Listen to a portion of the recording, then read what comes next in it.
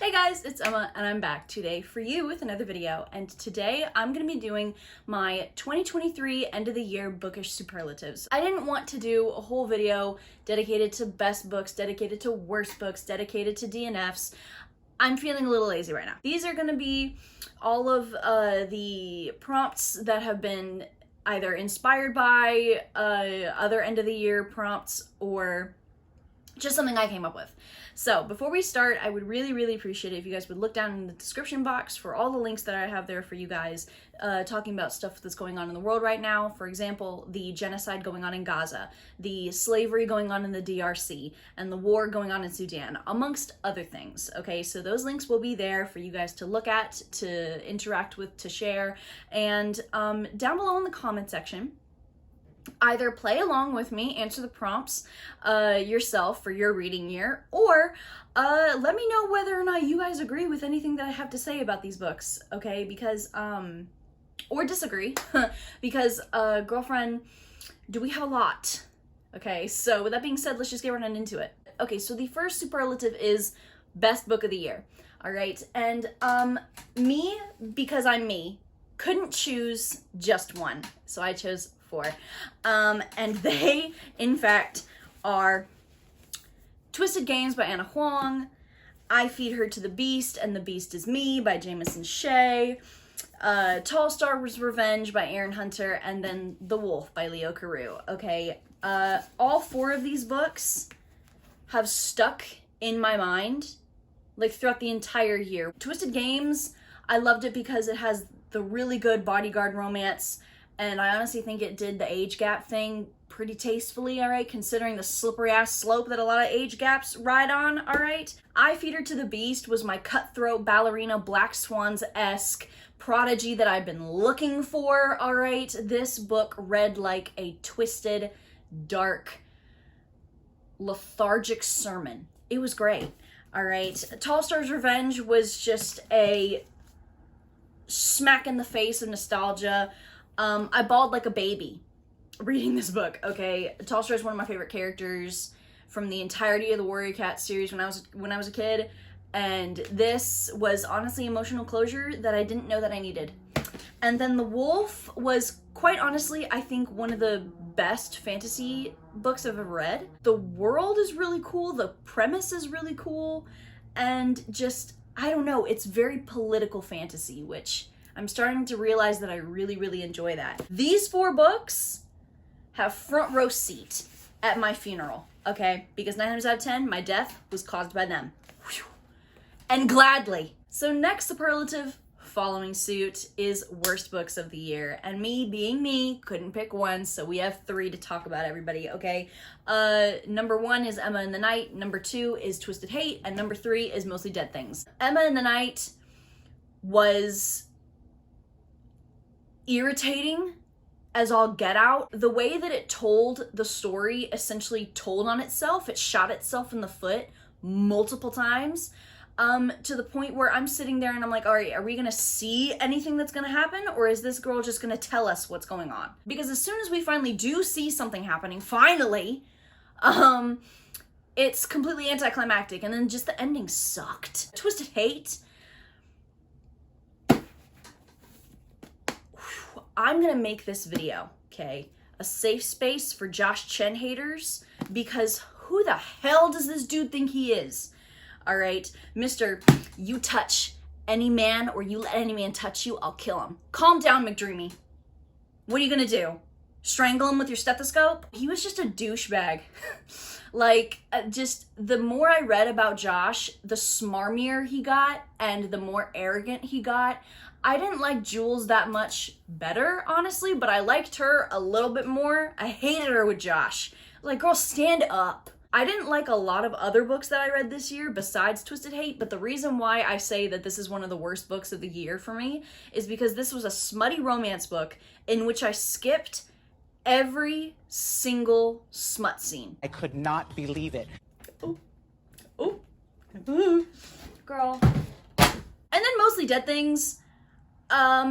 Girl, this book was a circus. All right, I'm talking Barnum and Bailey.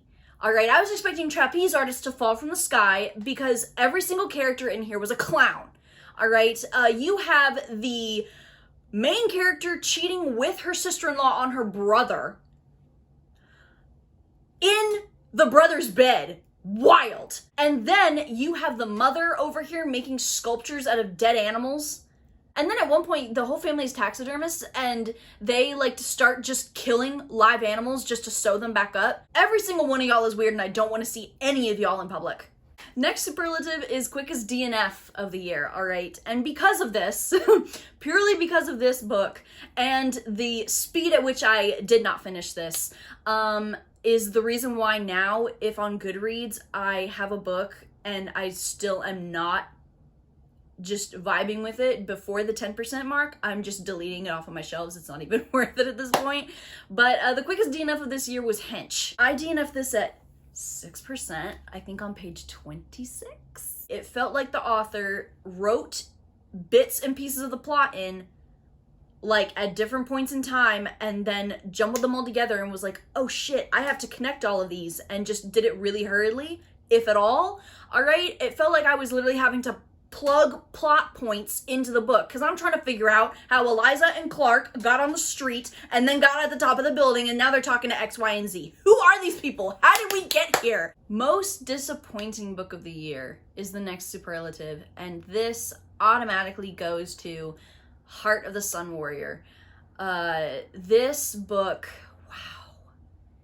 Like, even just thinking about this book and just how disappointing it was for me, just like you can see, like my shoulders have sunk like at least 25 degrees. I loved Daughter of the Moon Goddess, and I loved it so much that I immediately bought the pre-order, okay? And as soon as the pre-order came, I started reading it, and I'm thinking to myself, as soon as I started getting into it, what is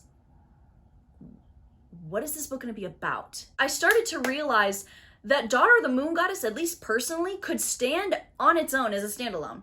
You know, I mean, yeah, sure, there are a few things that could be left up to interpretation, but most of the hard stuff was resolved. You know, like the overarching plot, the love triangle I thought was pretty much solved. She ended up with one dude. The other dude ended up betraying her really badly to the point where if they were going to continue the love triangle, which I was not counting on, okay, because of just how freaking resolved it was, the dude was going to have to grovel. And by grovel, I mean crawl across glass. And immediately, as soon as I start realizing all of this stuff, I knew I was not going to like this book. And it's so disappointing because this entire book is taking one tiny little unresolved thing and stretched it out for over 400 pages long. It was stretched thin, okay? Like, I'm talking the skin over your cranium stretched thin. The love triangle was back in motion because I guess it wasn't resolved, and so all of this angst was just up in the air for for whatever reason. All right, the dialogue was cringy as hell. All right, because you had the villain going, "Love has never done anything for me. Love is not useful," and then you'd have one of the protagonists go, "Of course, no, love makes us strong." The plot was so thin. That's what this book, it was so thin. Like, it honestly felt like a cash grab. And I guess, like, the real nail in the coffin for me was its utilization of the resurrection trope, which I just in general don't like, all right? I feel like it completely annihilates any emotional stakes you have in your book, all right? Because now I'm thinking to myself, oh, okay, well, if this character can come back, then why can't this character? I think I gave Daughter of the Moon Goddess 4 stars and this 2.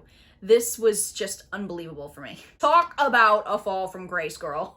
Next, we have steamiest book of the year, all right? And once again, me being me, I couldn't pick one, had to pick 2.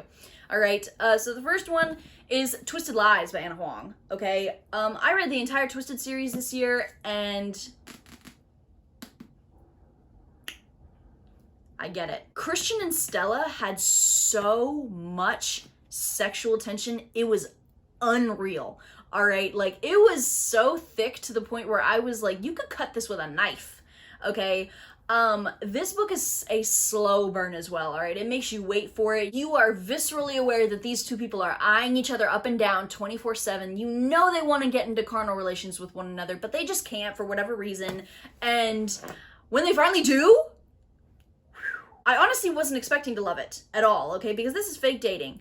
I don't like fake dating. Girl, she was a dark horse in the running. And then the second other steamy book that I read this year out of all the other books is Games with the Orc by Kathryn Moon. Can someone give Kathryn Moon her flowers, all right? Because as far as monster romances go, this has to be one of my favorites. Y'all, the chase scene in here? Yeah. All right. Most irritating bitches of the year. Okay. And those spaces go happily to Mexican Gothic and Feed Them Silence. All right. Feed Them Silence. The tomfoolery in this book is unmatched. Feed Them Silence is one of the most it's one of the most irritating books I've ever read, all right? This book, and I have beef, okay? Because reading this book ruined my appetite for fettuccine Alfredo, and if you do that, do not come up to me in public. This book is essentially about a bunch of dumbass scientists that are like, oh my gosh, well, no, we're gonna essentially mess around with these wild wolves, and then one of the scientists forms a parasocial relationship with one of the wolves and is like, oh my gosh, no, she's my wolf, and then like gets turned on when her wolf is like about to mate, and then gets cock blocked by the other wolves when they get called back to the pack, and she's fervently disappointed about this, okay? Keep up with me here. And then afterwards, when they find out that, oh my gosh, wait a minute, these experiments that we've been doing on these wolves actually have severe psychological trauma, who da funk? And then this Delulu-ass scientist is like, oh my gosh, well, wait a minute, I want to try and fix my mistakes. So what I'm going to do is I'm going to climb up this frozen-ass mountain, and I'm going to give these wild animals raw meat because, oh my gosh, I'm their savior. I want to be one of them. I want to bear crawl physical education style amongst these wolves. And then is dumbfounded, flabbergasted, I might say, when these wild animals attack her. Whew. Mexican Gothic, I'll give it. It was atmospheric, but girlfriend, it was boring. I would have rather drug my fingernails across concrete, okay? The beginning was slow. This tiny little middle section when we started actually figuring out what the hell was going on was interesting enough, and then all of a sudden it just went to chaos. All right, not in a good way. Shit in here just didn't make any sense. Just no, I was in a bad mood by the time I finished Mexican Gothic. Best dressed. These are book covers that I thought were the prettiest, okay, of all the books that I read this year. When Miss Hannigan and Annie was singing about some women are dripping in diamonds and some women are dripping in pearls, the Davenports is dripping in gold, okay? Just how metallic it is. I just love the style of the design. It's so pretty. It's got the same like Great Gatsby. It's next best dressed is Light from Uncommon Stars.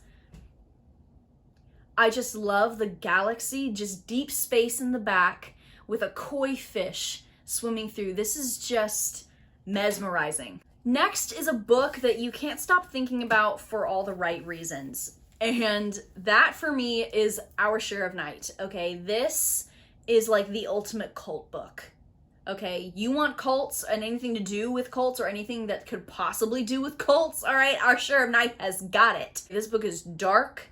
It is barbaric, it is brutal, it contains almost every trigger warning under the sun, all right? Because we deal with, like I said, anything, pretty much, that a cult could possibly do with, all right? We got murder, we got torture, we got sexual violence, we have the lasting effects of a coup, we have police corruption, we have ceremonies, demons, sacrifices, blood, everything is in here, okay? This was so good, okay? Because beyond it being brutal and dark, it was so tragic. It was slow, don't get me wrong, there's a lot to digest in this book, but just wow, this book, I have to say, was absolutely fascinating for me to read. And if it's anything of a testament to how much I think about this book gave me nightmares.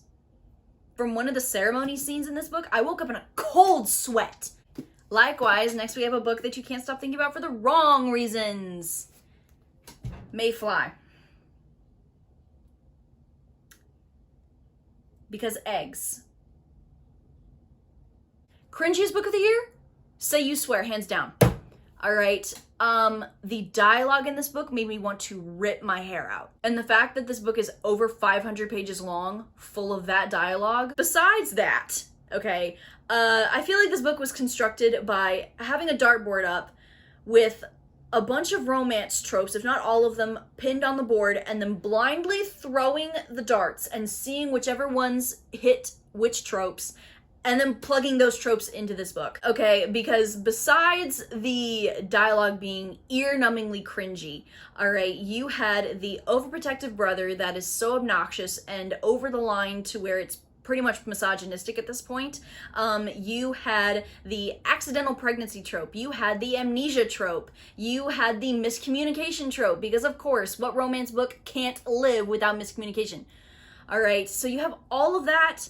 And girl, if that isn't just a cocktail that will get you hungover for at least 3 days. Like, the dialogue from Say You Swear was so secondhand embarrassment prone that it felt like this author had no clue how to write a teenager. All right, and I'm begging you, okay? I'm begging you. If you're an author and you don't know how to write teenagers, please don't try it. Please, I'm begging you, okay? Because 9 times out of 10 it's not gonna come off as an, oh, E for effort type of thing. No, we're laughing at your book. Beyond this book being just unbearable, okay, the cringe was just an unnecessary cherry on top, and I don't like cherries, so. Best couple of the year, Asako and Kotaro.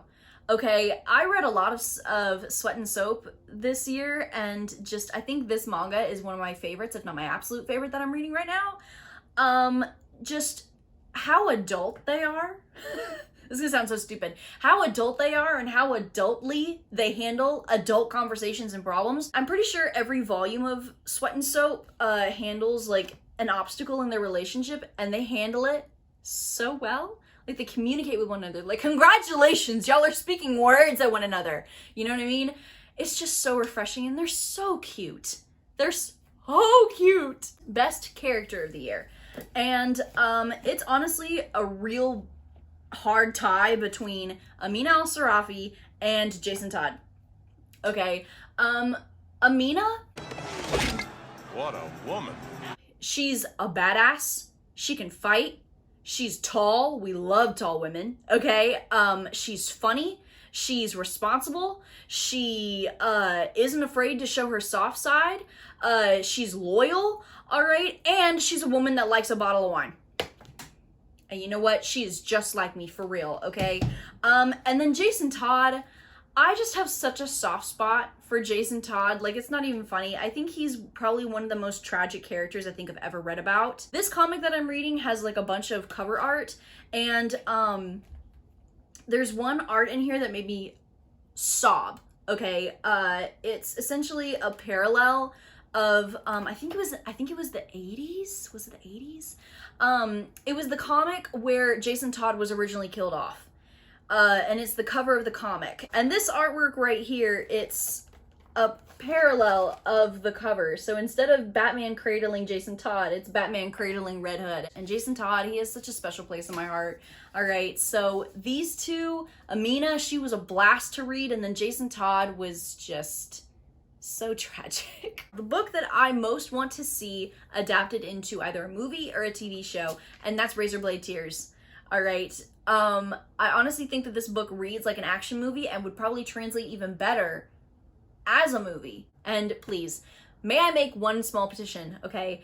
If there is an adaptation, may I please request, okay, that Idris Elba and Ethan Hawke play Ike and Buddy Lee respectively, okay? Because those two actors the entire time were who I was imagining as Ike and Buddy Lee, all right? And just, I don't know, I feel like they'd both do a really good job with the characters, okay? I just want to see this adapted so bad. It was so good. Just a really good revenge story. And like I said, I think it would translate maybe even better as a movie, specifically an action movie. A book that I would give to the Martians, okay, for their first time on Earth, kind of like as a peace offering, okay? I got two, all right? I would give the Martians Artemis Made Me Do It and All About Love as a first glimpse into humanity. I would show the Martians Artemis Made Me Do It to show just exactly what humans can overcome and survive. The conversations about survival of trauma, of abuse, of violence in general is so raw in this book. It really resonated with me at points, and it's just really, really beautiful. Okay, and I feel like it's also a pretty good interpretation of how modern day people can, I guess, associate with, I guess, ancient pantheons from even other cultures. So I would show this to the Martians. And then I also show All About Love to the Martians, simply to show them all the types of ways that humans can love. You know what I mean? We've got romantic, we've got platonic, I think like 4 or 6 other types, right? And not only what types of love there are, but how we fall in love, how we fall out of love, what makes us fall in love, what makes us fall out of love, how we are conditioned to love. I think both of these would be pretty damn good glimpses into at least a portion of humanity. And then, lastly, a book that I would give to a pilgrim to watch their reaction. I would give anything, okay, to watch a pilgrim read Strange Love for the first time. I would be front row and center, eating popcorn, okay, watching a pilgrim read an alien smut scene with a human that is unlike anything I've ever seen, and they might go into cardiac arrest. Because I'm not gonna lie, as someone who's a fan of monster romance and who's a burgeoning fan of alien romance, this was, like I said, unlike anything I've ever seen. Okay, I liked it because, you know, it kind of swapped gender roles in terms of sex, which I found really interesting. But then again, the pilgrims may not. I don't know, they might not even care that much about the alien, just that, you know, the gender roles are reversed. I don't know. Damn, do I want to see it. So you guys, that was my bookish superlatives for the end of 2023. I hope that you enjoyed. I hope that you guys will take some recommendations, okay, because I read some bangers this year, all right? I hope we all have a better reading year next year. I hope we have a better year in general next year, because this year was pretty much a shit show. So you guys, I hope that you've enjoyed. I hope that you'll continue to look out for more stuff on my channel. I hope that you guys are staying safe, and I hope that you guys have a good rest of your day. Goodbye.